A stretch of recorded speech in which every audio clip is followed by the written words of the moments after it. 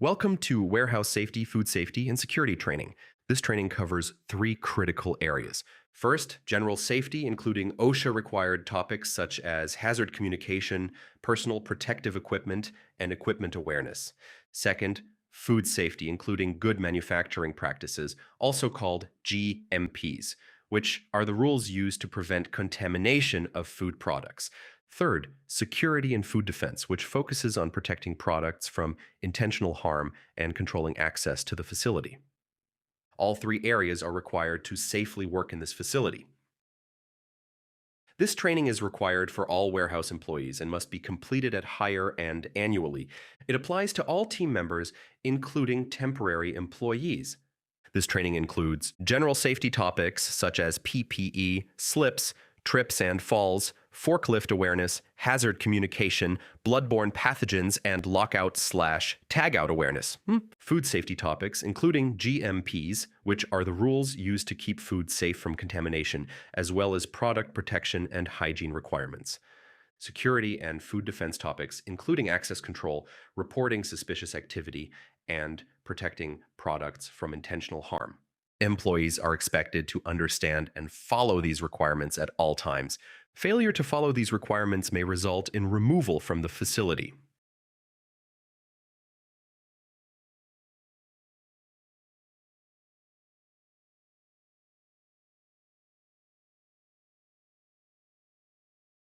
Our mission is simple. Everyone goes home healthy every day. This means protecting yourself, protecting your coworkers, and protecting the product we handle. We are responsible for maintaining a clean, controlled environment and preventing injuries, contamination, and security risks. If something does not look right, it is your responsibility to speak up and report it. In an emergency, you must act immediately, know the alarm signals, and follow evacuation routes to the designated meeting area. Do not delay and do not attempt to gather personal items. Fire extinguishers should only be used if you are trained. The key rule is get out, stay out, and report in so everyone can be accounted for. If an emergency occurs, notify a supervisor immediately. Use a radio or verbal communication if available. Call 911 for serious emergencies such as fire, injury, or medical situations. Report all incidents including injuries, fires, spills, and unsafe conditions. After evacuating, remain at the designated assembly area until you are given further instructions. Personal protective equipment, or PPE, is equipment worn to reduce exposure to workplace hazards. This includes items such as safety glasses, gloves, high-visibility vests, and hair or beard nets. PPE must be worn in designated areas at all times. Before use, inspect PPE for damage and replace it if needed. In the VAS area, hair and beard nets are required, and hands must be washed or sanitized to prevent contamination of food products. Slips, trips, and falls are one of the most common causes of workplace injuries. To prevent these incidents, keep aisles and walkways clear at all times. Watch for hazards such as banding, plastic wrap, broken pallets, and uneven walking surfaces, both inside and outside the facility. Clean spills immediately, do not run, and always maintain a clear line of sight when moving through the warehouse. Forklifts and powered industrial equipment are high-risk hazards in the warehouse. Only trained and certified employees are allowed to operate this equipment. Forklifts always have the right of way. As a pedestrian, stay in designated walkways, make eye contact with operators before crossing, and never ride on equipment. Always stay clear of moving equipment and assume the operator may not see you. Hazard communication, also known as HAZCOM, is an OSHA-required program that gives you the right to know what chemicals you are working with and how to handle them safely. You must know where safety data sheets, or SDS, are located. An SDS explains what the chemical is, the hazards it presents, how to handle it safely, and what to do in an emergency. Do not use chemicals unless you are authorized, and never use a chemical if you do not understand what it is. If you are unsure, stop and ask your supervisor. All chemical containers must be properly labeled. Labels include the product name, hazard warnings, and manufacturer information. They also include signal words such as danger or warning. Danger indicates a more severe hazard, while warning indicates a less severe hazard. Labels also include pictograms, which are standardized symbols that show the type of hazard, such as flammable, corrosive, or toxic. Never use any chemical that is not labeled. This slide shows the OSHA hazard communication pictograms. These symbols are used on chemical labels and safety data sheets to quickly tell you what type of hazard a chemical has. You do not need to memorize every detail, but you need to recognize what they mean so you can protect yourself. For example, the health hazard symbol means the chemical may cause long-term health effects like breathing problems or cancer. The flame symbol means the product is flammable and can catch fire easily. The exclamation mark means it can cause irritation to your skin, eyes, or lungs. The gas cylinder means the chemical is under pressure. The corrosion symbol means it can burn your skin or damage your eyes and metals. The exploding bomb means the product can explode under certain conditions. The flame over circle means it is an oxidizer and can make fires burn more intensely. The environment symbol means it can harm the environment. The skull and crossbones means the product is toxic and can be deadly. If you ever see these symbols on a label, stop and make sure you understand the hazard before using the product. Always follow the label instructions and refer to the safety data sheet if needed. If you are unsure, ask your supervisor or the safety team. Bloodborne pathogens are harmful microorganisms found in blood and bodily fluids that can cause disease. Exposure can occur if these fluids enter the body through cuts, eyes, or other openings. If you encounter blood or bodily fluids, do not touch or attempt to clean it. Report it immediately to your supervisor. Only trained personnel are allowed to respond using proper protective equipment and spill kits. Lockout/tagout, or LOTO, is an OSHA-required safety procedure used to control hazardous energy when equipment is being serviced or maintained. This prevents equipment from starting unexpectedly. You are not responsible for performing LOTO. Do not attempt to fix equipment, clear jams, or remove guards or safety devices. If equipment is not working properly, report it and stay clear. Safety is part of your job every day. You are responsible for following all safety rules and procedures, reporting hazards and unsafe conditions, and avoiding shortcuts. If you are unsure about a task or condition, stop and ask. Preventing incidents starts with awareness and speaking up.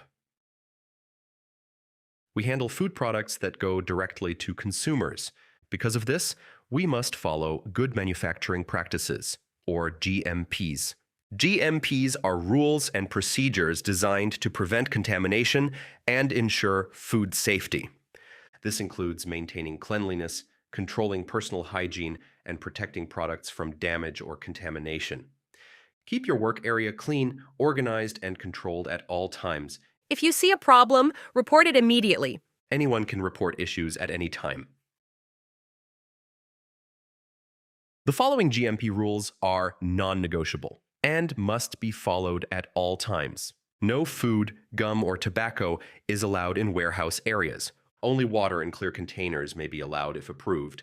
Eating and drinking is only permitted in designated break areas. Food is not allowed in lockers. Personal items must be stored in designated areas only.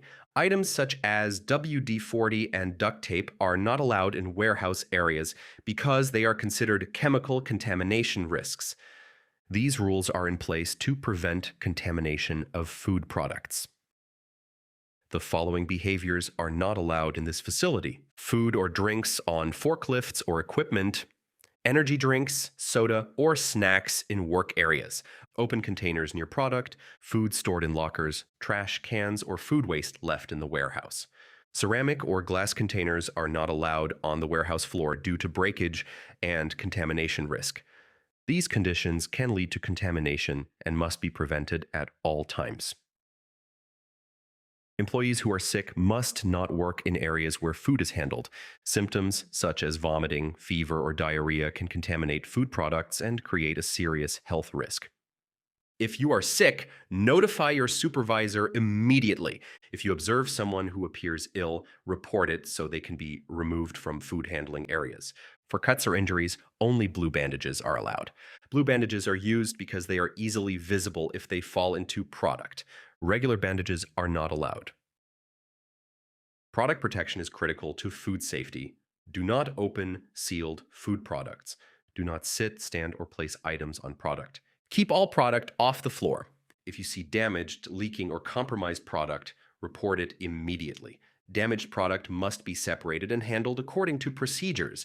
Protecting the product protects the consumer.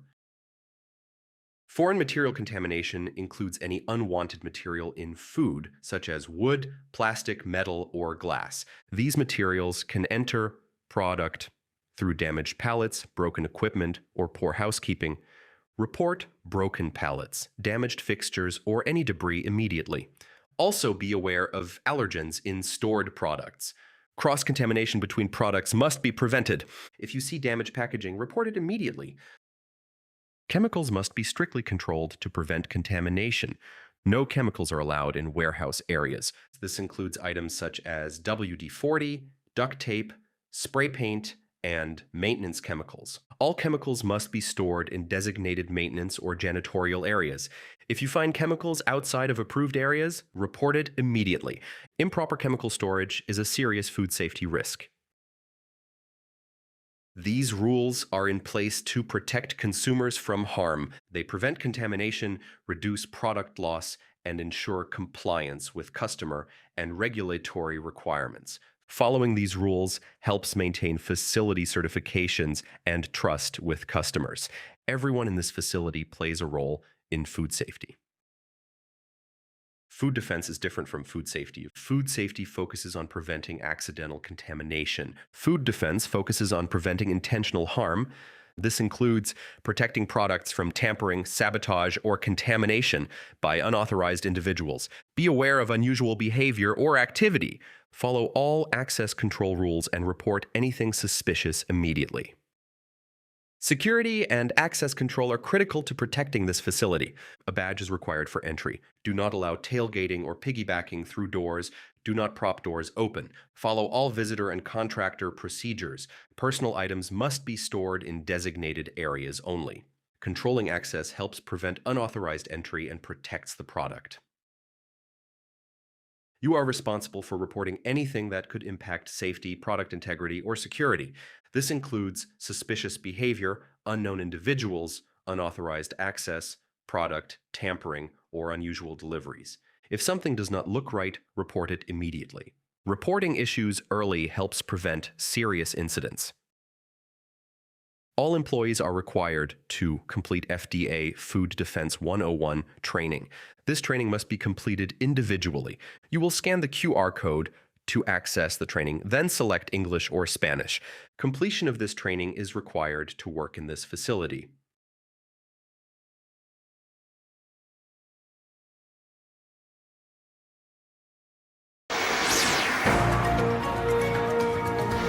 Hello everyone, I'm Francine de Alvarez here with a special report. Since the events of September 11, 2001 and the anthrax incidents that followed, there is a growing concern about new kinds of terrorist attacks. A major concern is the threat of attacks on the United States food supply. Intelligence reports have found that a terrorist attack on the food supply could pose both severe public health and economic impacts, and also damage the public's confidence in the food that we eat. Both food safety and food defense are focused on keeping the nation's food supply safe. The difference between the two is that food safety is concerned with accidental contamination of food, while food defense is concerned with intentional contamination or sabotage of food. Food defense awareness and preparedness starts on the front line. Employees are the first line of defense in preventing, detecting, and responding to potential threats to the food supply. The FDA has created an initiative called Employees First that explains the simple steps frontline food industry workers can take to help protect against intentional contamination of the food supply. This first initiative is designed to help frontline food industry workers remember the following. F. Follow company food defense plan and procedures. I. Inspect your work area and surrounding areas. R. Recognize anything out of the ordinary. S. Secure all ingredients, supplies, and finished product. And T. Tell management if you notice anything unusual or suspicious. If the Employees First initiative is implemented nationwide by conscientious frontline food industry workers, the nation's food supply can be protected from terrorist threats. That's the news. I'm Francine D. Alvarez.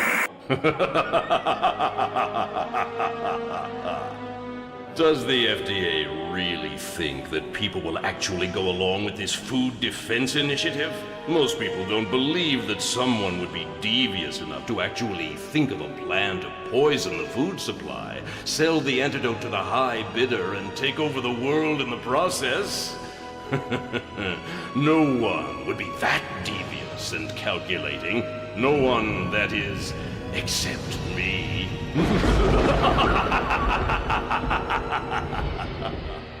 Food defense plans or not, no one will be ready to stop my master plan. After all, employees rarely pay attention during orientation. They often don't read their handbooks, and they probably won't follow any plan their bosses give them to protect their food supply. Frontline workers simply don't realize how important they are in keeping the food supply safe. When the first line of defense is not paying attention, the world is mine for the taking.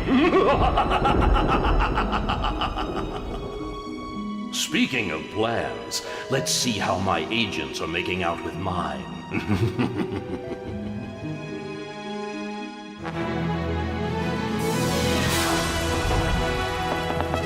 Hey everybody, my name is Ace. I'm the coolest one you'll ever meet. I'm here to show you how important you are in protecting the food supply. Thanks to the FDA's FIRST initiative and your dedication, the food industry is prepared for a threat like this. What is FIRST? I could tell you, but it might work better if I showed you. Here, take a look.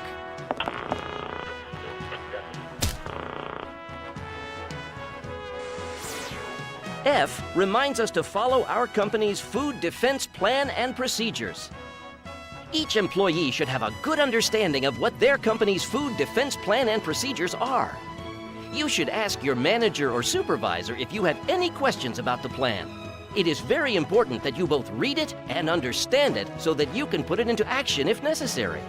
Always review employee bulletins and posted information about food defense so that you're up to date on any changes or new procedures. Having a plan is the first step in food defense. With a well-constructed plan, terrorist schemes and threats against our food supply get jammed up pretty quickly. What? This can't be happening. If the food industry starts adopting and following food defense plans, I'll never be able to get to the food supply. Attention, all agents. They're on to us. They've developed food defense plans and are aware of possible threats. We must step up our plan and begin to infiltrate the workplace. With FIRST, not only should you follow the company's food defense plan and procedures, but you should also inspect your work area and surrounding areas. Make sure you visually inspect your work area before, during, and after your shift. You should also inspect food materials for tampering and follow the appropriate procedures for reporting anything out of the ordinary. And keep personal items away from food processing or storage areas. Okay, now we know what the F and the I stand for, but what about the R? R reminds us that it's important to recognize anything out of the ordinary. But what kinds of things should you look for? You should identify any unauthorized access or changes in your equipment. Someone using your equipment or making changes to it without permission are things to look out for. Follow company procedures that limit access to the facility and controlled areas.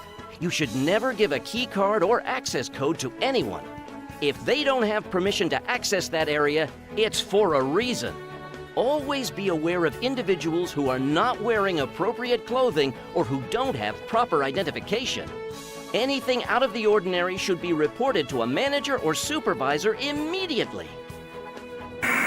Agent Zero, I've seen how many frontline workers have been inspecting their work areas and have identified things that are unusual or suspicious. They are really putting this FIRST initiative into practice. No matter We'll hit 'em where it hurts. Get the ingredients, supplies, and food products contaminated immediately. I bet they're just lying around with easy access. Don't fail me again. We're running out of options now. There's also an S in the first initiative. The S tells us to secure all ingredients, supplies, and finished product. If things are properly secured, the wrong people will not be able to get to them.